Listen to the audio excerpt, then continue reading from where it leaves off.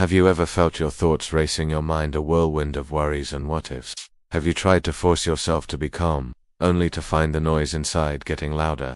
What if I told you that peace isn't something you chase, but something you uncover, once you simply stop stirring the water? This is a story about that very secret. Long ago, nestled high in the mountains, there was a quiet temple. Inside lived a young monk.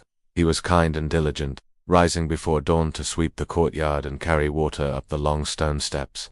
To the outside world, he was the picture of tranquility. But within him, a storm was always raging. His thoughts swirled without end, mistakes from the past, hopes for the future, and fears of what might come. His mind felt like a trapped bird, fluttering frantically, desperate for freedom. Every night he would sit for meditation, but instead of finding silence, he found only chaos. His heart hammered in his chest, and his thoughts leaped wildly between yesterday and tomorrow, refusing to rest in the now. One morning, exhausted and disheartened, he sought out the old master who had been his guide since he was a boy.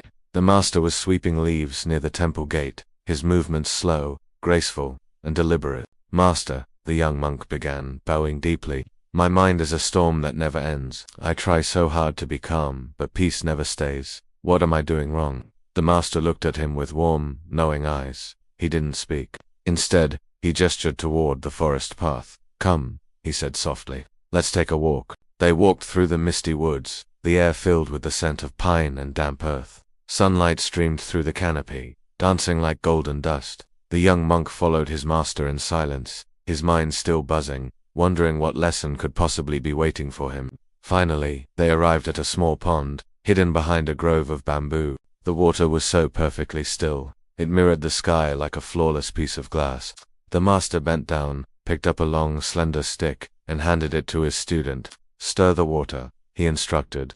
The young monk, though puzzled, did as he was told. He plunged the stick into the pond and swirled it round and round. Immediately, the clear water turned dark and cloudy, as mud from the bottom was churned up.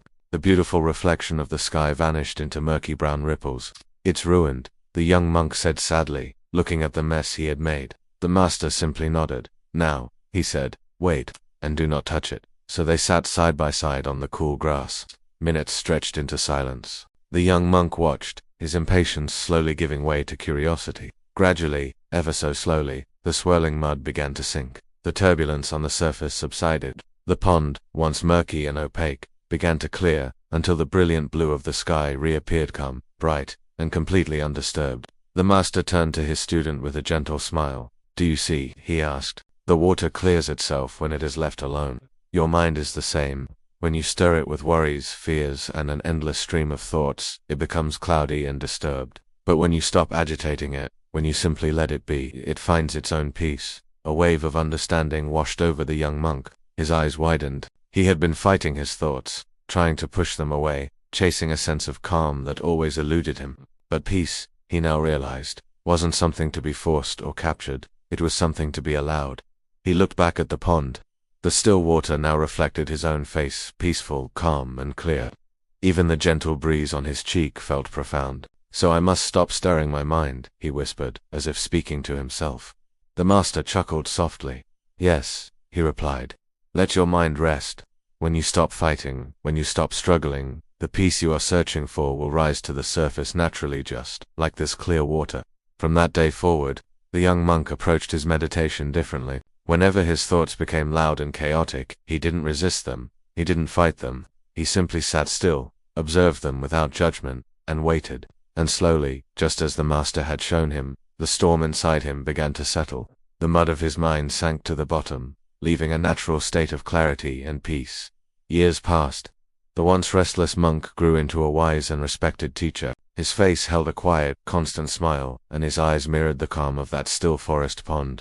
People traveled from far and wide to seek his guidance, asking him how he found such deep peace in a world so full of noise.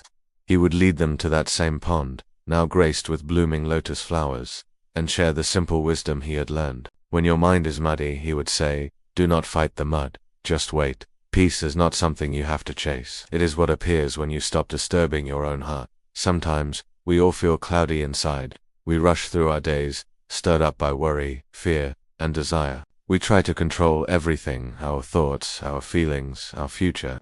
But the deepest truth is often the simplest. Peace cannot be forced. It's not about having an empty mind, but about finding the stillness that lies beneath the thoughts. So the next time your heart feels heavy or your mind is full of noise, try this. Take a deep breath, sit still, and for a moment, just do nothing. Let the mud settle. Watch as the water of your own mind begins to clear. Your peace is already within you. You just need to stop stirring the pond. If this story resonated with you, I hope you'll share it with someone who might need a little peace today. And if you'd like more gentle reminders for a calmer, more mindful life, please subscribe to our channel and join us on this journey. Thank you for listening.